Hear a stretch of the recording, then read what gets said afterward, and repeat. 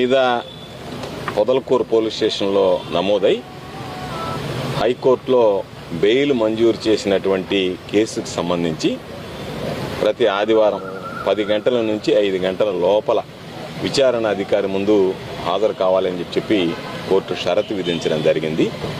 అందులో భాగంగా ఈరోజు ఇన్వెస్టిగేషన్ ఆఫీసర్ రూరల్ డిఎస్పీ గారు కాబట్టి ఆయన ముందు ఈరోజు హాజరు కావడం జరిగింది. ఆ షరతుకు లోబడి ఈరోజు హాజరై అక్కడ ఆయన ముందు విచారణాధికారి ముందు ఈరోజు వెళ్ళడం జరిగింది.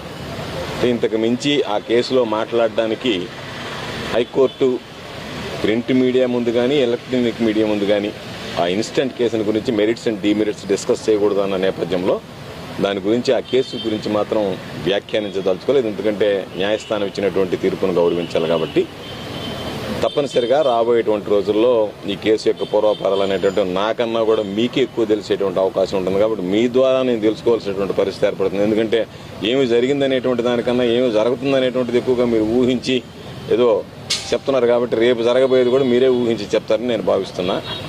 అందువల్ల అందులో భాగంగానే ఈరోజు న్యాయస్థానం ముందు మా విచారణాధికారి ముందు న్యాయస్థానం తీర్పు ప్రకారం హాజరు కావడం జరిగింది.